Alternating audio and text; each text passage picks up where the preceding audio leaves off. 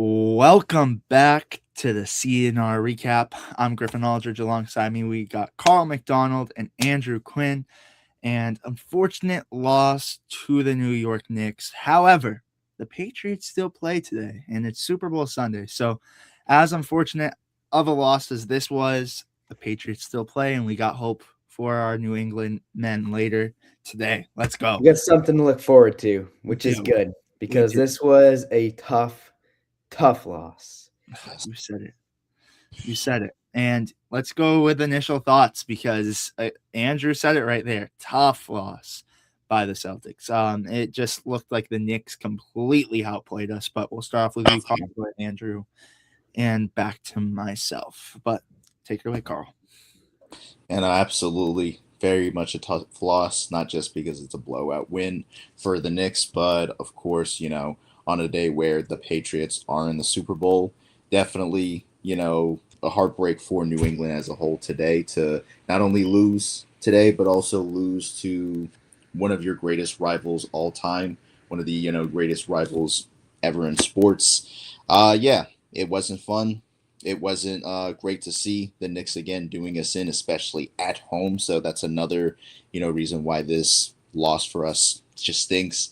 Even worse too, and not saying even worse, but I'd say one of the reasons why, unfortunately, we did lose. Don't want to be that guy pointing fingers, but Jaylen Brown, I feel like wasn't, doing well with his passing and unfortunately allowed for the Knicks to capitalize off of that, with steals and or just, trying to take the ball up himself and not utilizing his team and their capabilities to their fullest potential. So I feel like that was one of the major reasons why we lost there. And of course, just offensively, we looked rough out there. Um, Obviously, Brunson took advantage of that. Their leading scorer and Alvarado in his debut was also really good there too. Don't know much more you can say about it other than we lost badly and thank God Griffin came back because I thought I was about to be more sad. I love it, Carl. I love it. Yeah, that's good But stuff right there, Carl. This is a tough game, and I'm with you, Carl. I think tonight it was one of those games where the shot was just not falling. I can't even count on my hand the amount of shots that felt like they were in and out, and they gave you hope, and they came out, and you're just sitting there, kind of shocked. I mean, it's clear these guys shot 7 for 41 from three, 17.1% from beyond the arc, and a majority of these shots, in my opinion, were wide open. So it's one of those games where you're just not hitting your shots. I mean, it's point blank. That's it. I will admit, I think the Knicks tonight played really physical all night long. I think the refs allowed the physicality. At times, I thought the refs were a little inconsistent, calling it both ways. No excuse, obviously, but it was an interesting called game from the refs tonight. And I just think the Knicks really did play good defense. And Diawara and Mikal Bridges, in my opinion, really did a nice job against Brown, giving him different looks, using their length to disrupt his offensive rhythm, and overall just making him take tough shots. And tonight, Brown didn't have the most efficient game. 11 for 25. He had 26 points, 0 for 4 from beyond the arc. Like it just felt like he was inefficient tonight and heavily disrupted throughout this game. And then one more thing too, it's like they really had these small details tonight. They just wanted it more. There was occasional plays like I thought, in my opinion, I actually tweeted it out on the CNR Twitter. Alvarado's steal, a little like back tap from Jaylen Brown after Shireman, who had an amazing game, hit a huge three. It was those kind of plays that the Knicks had that the Celtics didn't, that just allowed them to sustain the momentum and maintain this lead. And then just to end on a positive note, we're going to talk about it. Shireman, obviously, a huge bright spot. I'm sad they didn't get the wing because Bonfire Baylor would have been plastered all over this post-game show. I mean, you guys might have only seen Bonfire Baylor. but it was just a tough loss, man. And it's one of those games you gotta wipe it off and move on to the next game and rebound. But I gotta say, we already have. I don't know if this is a Knicks I don't fan. think it's really a chirp, but I'm with you. The Knicks are a dangerous team, man. Yeah, I'm telling you, like with the addition of Alvarado coming off the bench, it's like you got another pesky point guard in the East now. You had McConnell, and now you got Alvarado, and those are two guys that you just don't want to face. And I think this trade that the Knicks, this trade that the Knicks did in their acquisition of Jose Alvarado is went under the radar, in my opinion. I don't think we even talked about it. In on the yeah. trade If deadline we did, very slim. in the podcast, and if we did, very so slightly so. He is a huge addition to this team. On top of their impressive length on the defensive end, you have Josh Hart, Diawara, Mikal Bridges, and Mitchell Robertson protecting the paint. Like this team is dangerous. Whether he's a Knicks fan or not, I'm have to agree with you. Like this is a tough team to go up against, especially in a 7-game series. Yeah. And for me, I mean, you guys already pretty much summed it up, but you know, no one sticks out to me except for Baylor Shireman tonight. I mean, Jaylen Brown, 26 points, but still, as you mentioned, had a rough game. At parts of it, of course. And even like, we say it all the time when you know, Joe Mazzulla's struggling, like we're like, hey, put the bench guys out here. And I want to go on Ron Harper Jr. today because he wasn't even able to answer the question to answer the call. Like he out there, but there were a lot of times he was wide open, so it didn't really get a lot of opportunities. Only shot 20% tonight. But as a whole, like they were not shooting well tonight. I mean, at times, and there were just so many plays At where times, I mean, this was the whole game. This is not I yeah, mean, this is the whole let's game. no, yeah, Let's throw a because spade. You know what I mean? Like this is the entirety of the game. Look at that sea. Looks like looks like the ocean. You could go and swimming let's in that. exactly let's have it go over to Carl. Carl, do you want to break this down for us because this is not pretty at all?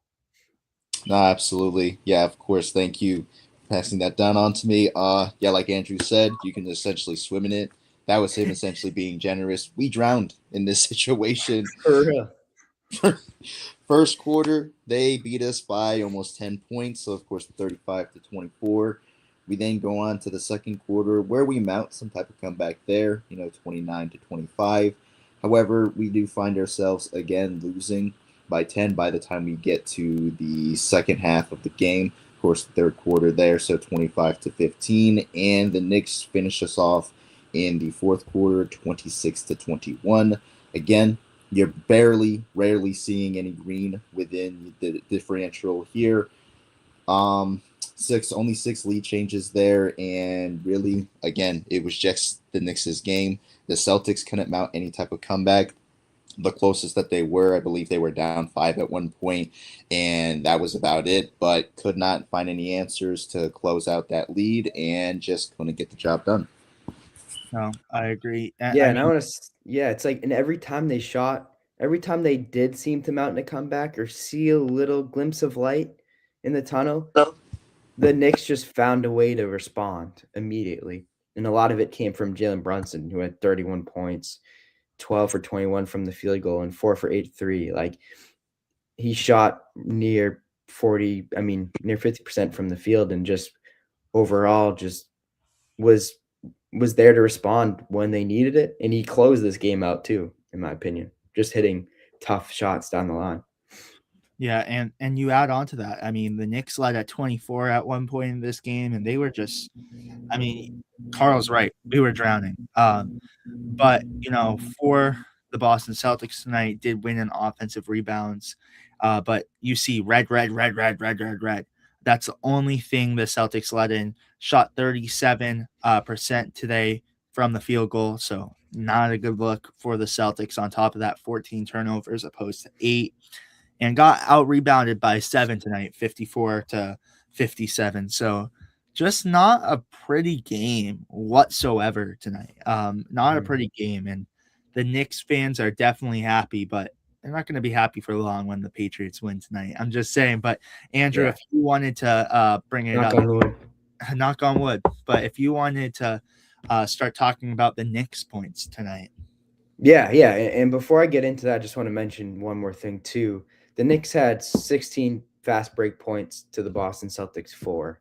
And it's like when you're not hitting your shots, there's going to be a lot more long rebounds. There's going to be a lot more opportunities for the Knicks to get out into transition and really convert on the other side of the ball. So that's just tough for the Celtics. Like you got to hit your shots. Like obviously it happens, and there's going to be these games, but you're just making your life very, very difficult when it comes down to it. So, and then you also just got to stop them in transition. Like you're not hitting your shots. You got to find a way to win it on the defensive end. But I'll get into the stats. Mikal Bridges 5 for 10 from the field, 50% with 14 points. Josh Hart 7 for 14, 50% once again with 19 points. I mean, Josh Hart played really, really good basketball tonight. Just a sound player. I think any team would love to have that guy. He just does all the dirty work and just and always contributes. And even when he's banged up, because apparently he was banged up these last couple of games. Karl Anthony Towns with the quieter game, but still had 10 rebounds, 11 points. And so he was getting to the line, drawing fouls on guys like Hayda, taking him out the game, right? So making an impact despite not having the biggest scoring input. Landry Shamet with 3 points. That 1-3, though, in my opinion, it's nitpicking, but like Vucevic helped down on Derek White and on the strong side help. And Derek White had Karl Anthony Towns on him, but I was like, Vucevic, where are we going with this? That's not your help, because you help off that, you leave Landry Shamet wide open. And to me, it was those little mistakes that allowed the Knicks in this game to continue to sustain their lead. But Vucevic will continue to learn. I think early on defensively, iffy, and offensively, I still think he's got a little bit of a learning curve within the Celtics offense of setting strong pick and rolls and making sure he's getting out of the pick and roll right away. On top of it, setting a couple more off-ball screens and staying out on the perimeter at times. I think Garza, in my opinion, was doing a great job at that. But anyways, obviously, Jalen Brunson, 31 points. Just a masterclass game from Brunson. He was doing Brunson things. Muhammad Diawara, 10 points, and just defended the hell out of Jaylen Brown. He had the highest plus minus on this team. Mitchell Robinson, 5 points and 9 rebounds. Obviously, shot terrible from the free throw. And they brought in Amari Williams to get to foul him and bring him to the line. And that's the little stuff that Joe Mazzulla and the Celtics staff does to win those margins. And then finally, new addition, Jose Alvarado with 12 points and couple 2 steals, which is just what he does. So overall, just a good game from this Knicks team. Yeah, and I first want to mention Dirty Water Report, who left a comment on our Instagram final score and said Vooch had some troubles adjusting. Everyone got outplayed today. On to the next. I Mhm. completely agree with that. I think, Vucevic, he had a solid game last game, but he is having troubles adjusting. And that's one thing I think he mentioned in his press conference too. He has to learn the system. He's been very used to the Bulls organization, and he was with Orlando for a while. So I think he's and you can tell he's like an old time basketball player in a sense. You see it from his game and just from the fact of he gets pissed every time a team will score when it's a blowout game or something like that. Like you just dribble out the ball. You can tell he's an old time player. So Mhm. I think that's what's going on with Vucevic, but I could be wrong. But for the Celtics stats today, Amari Williams got a little bit of a run, came in to foul Mitchell Robinson, I believe, at one point. Um, and then had 2 rebounds. Not much really for Amari. Ugo Gonzalez, who I gotta mention was wearing the Patriots gear earlier. Love to see him wearing that, and you could tell maybe they shapeshifted him into a Pats fan. Who knows? 2 No, points. he said he's like, I'm still a Bo Nix fan. He was talking. I No, saw no, him. no, Ugo Gonzalez. Oh, Gonzalez, my bad. I thought you were talking Yeah, about White. I didn't know Gonzalez wore it. That's dope. That's dope. yeah. Ugo did. Ugo wore it too. Hold on. I'm not gonna pull it up, you guys, but I'll pull it up on my phone. Because again, we're already on the program. So let me just pull it up on my phone. Hey, he's got his jersey and everything. Ugo. Yeah, I mean, I hope he is. We welcome him. We welcome him to the Pats Nation. Heck yeah. Heck yeah. I mean, 2 points, a rebound, only shot 20%. So, like, the shooting numbers tonight, not very good. Nemias Keita, 4 points, 5 rebounds, and assist. Again, 50%. You like to see your centers a lot higher. Ron Harper Jr. tonight, 20%. A block, though. I love the block that he had on Jalen Brunson. Really showed out for that one. But 3 points, 3 rebounds. So not bad. Played 21 minutes. Love to see Ron get so much action today. Luka Garza only played 15 minutes, only shot 25%. Rough shooting night, too. 6 points, 3 rebounds, though. Walsh, after not playing last game, played 13 minutes, 2 points, 6 rebounds, an assist, and a steal. But again, shooting wise, 25%. I'm going to keep listing them because you just see the numbers are low, low, low. Vucevic, 38.5, but had 11 points, 6 rebounds, and a block. But, obviously the Bulls are a lesser team, but his numbers were a lot better with the Chicago Bulls. So I think he just needs to get adjusted. Yeah, it's I'm gonna not take time. Yeah. exactly. I'm not counting him out yet. But Pritchard tonight, 6 points, 2 rebounds, 7 assists, 2 steals, and shot 22.2%. So again, rough shooting night. But we slide over here to, if I could pull it up. Let's see if I can get it. Hold on. Hold on. Andrew, can you get us to the Derek White one? My thing's glitching out, I have to say. All right, Mine there is we go. also glitch. There we go. Derek White tonight, 19 points, 4 assists, and a rebound, shot 50%. If anyone had a productive game tonight, he's one of them. He's one of the players that was very productive tonight with the 19 points, 4 assists, and a rebound. Didn't have a bad game, and I think was really holding it for the Celtics. But then we go over to Andrew, can you get up Jaylen Brown? Sorry again. I don't know what's going on with my Mine's thing. glitching at the moment as well. So I think Weird. we're StreamYard must be having some difficulties right now. Well, we'll head over back to here. Jaylen Brown tonight had 26 points, 2 rebounds, 4 assists, a steal, and a block, shot 44%.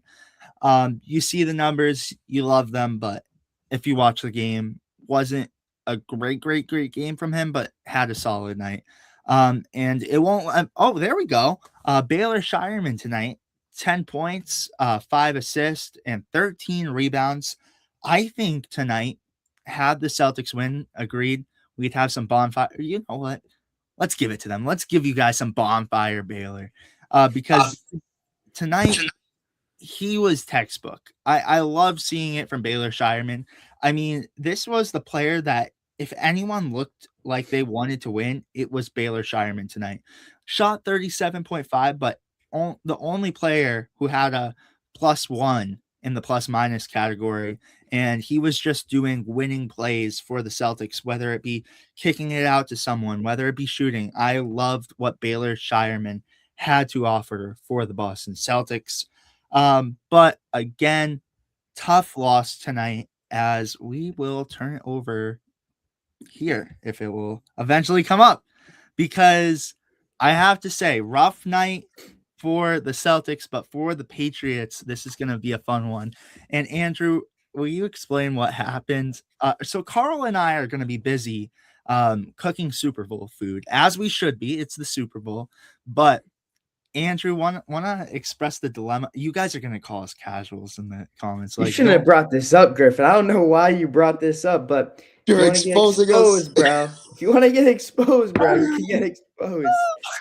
You could stop me if you want. all right, Carl, should we stop him? You should stop me, bro. He's giving us a warning. You know what? Yeah. I'm being nice. We can't take this blow now. Today. You can't do it, bro. Carl and I are come out to play. Let's go, baby. Patriots football tonight, playing the Seattle Seahawks. I talked about it yesterday. I think no matter what, this is an exciting game because you have Sam Darnold, who started off his career a little shaky and kind of was having some difficulties proving himself within the NFL. He had a first-round exit, I believe, last year in the playoffs, but now he's finding himself with the Seahawks organization.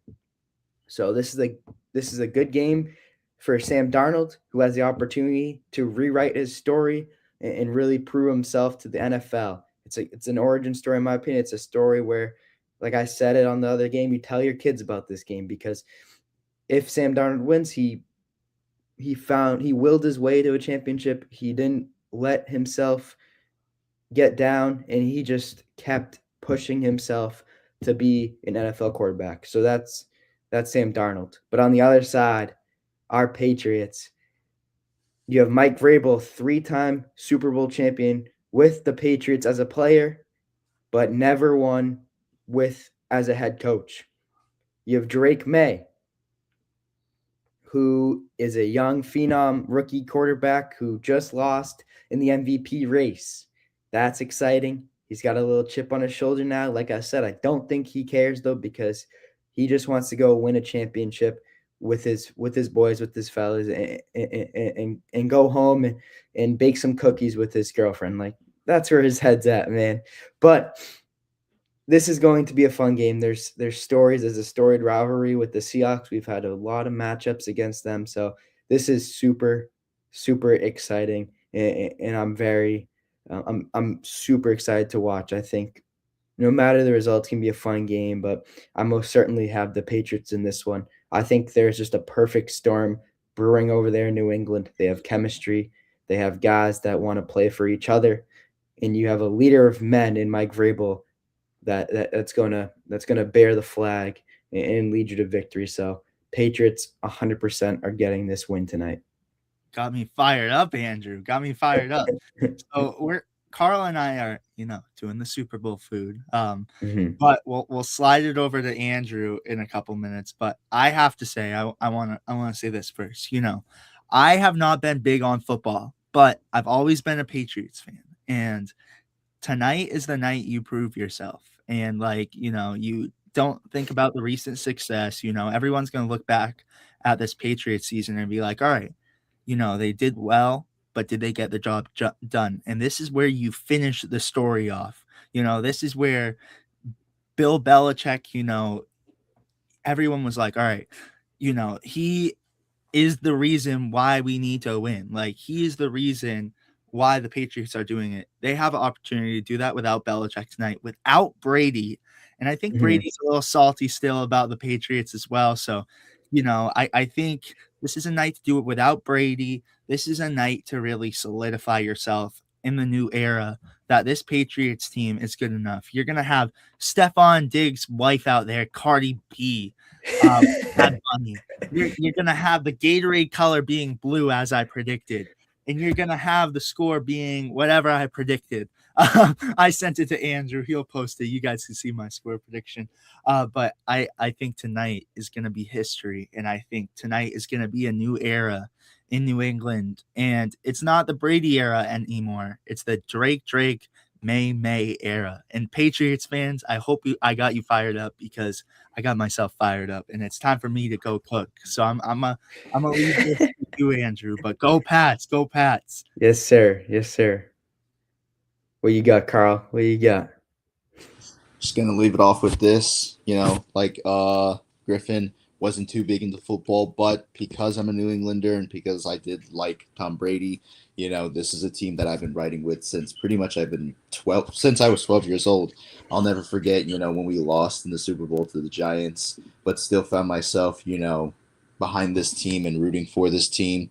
Me and a good friend of mine's that I grew up with just loved, the team that we had, and seeing them win, in 2015, funny enough, also against the Seahawks was very, fun and entertaining.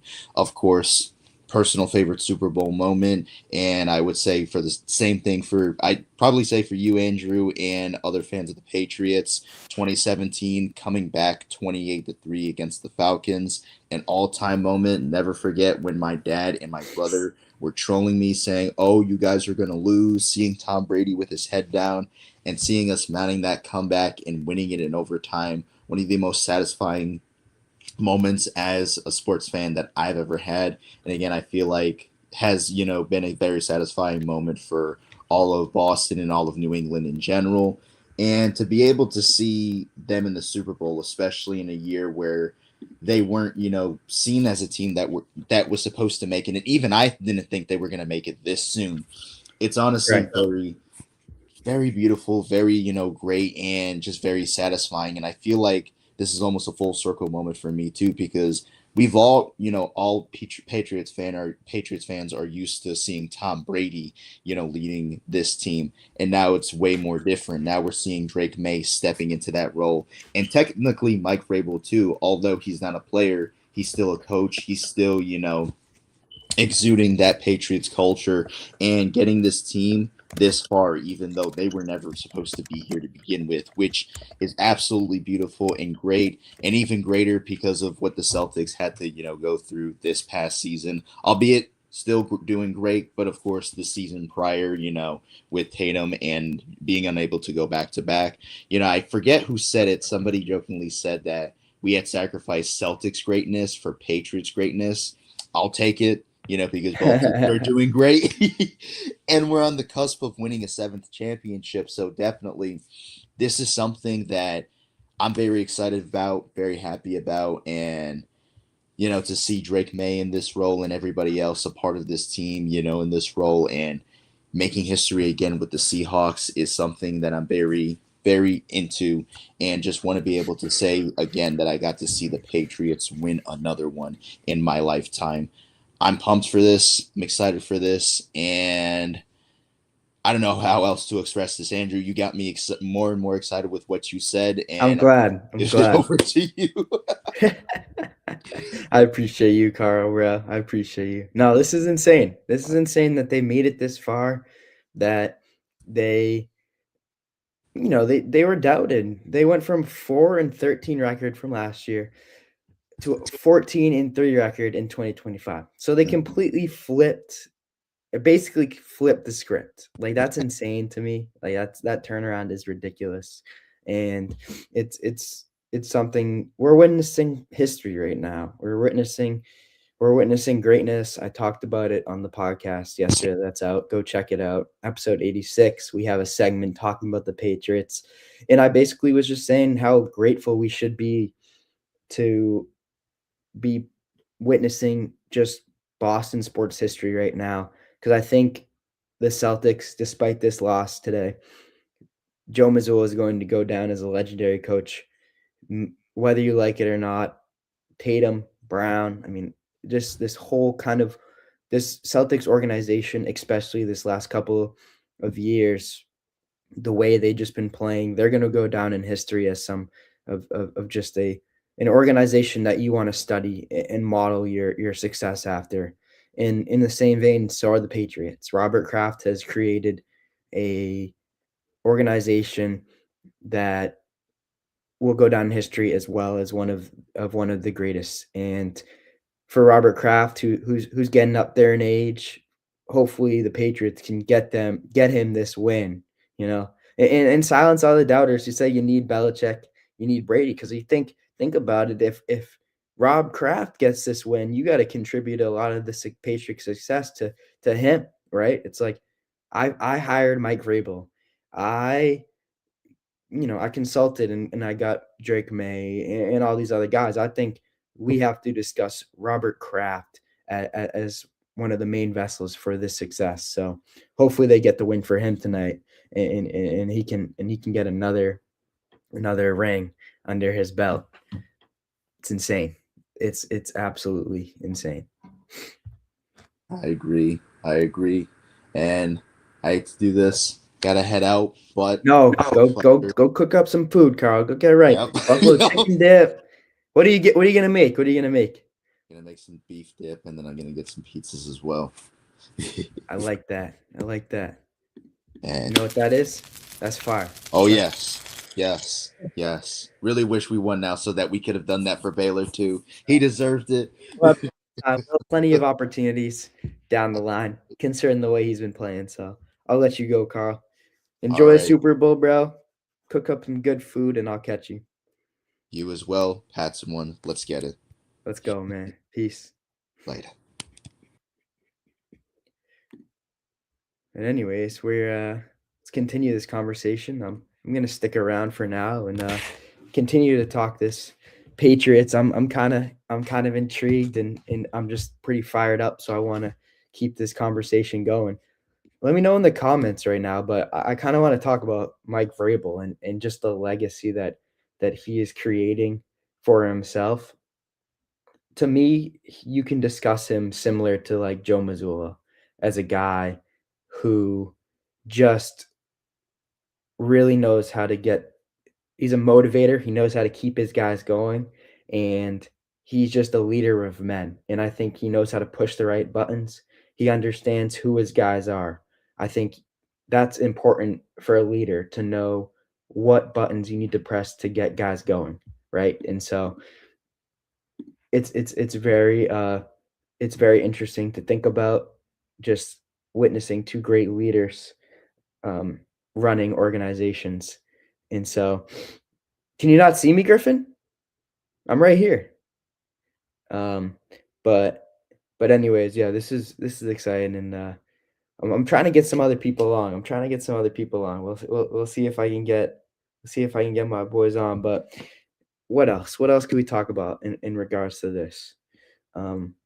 This is the Patriots' 12th Super Bowl appearance, more than any NFL franchise in NFL history. And a win would help them record their tying 7th Super Bowl title, which to me is also insane, right? I mean, it's impressive that this organization has come so far. And we're going to have potentially 2 Boston sports teams with the most championships in the league. That's insane. I mean, Boston sports are on top right now, but for some reason, we cannot see my face, so I think I'm gonna call this one. But I'm very, very excited for this Patriots game, as you all should. Hope everyone gets some good Super Bowl food. Enjoys their parties and their events tonight.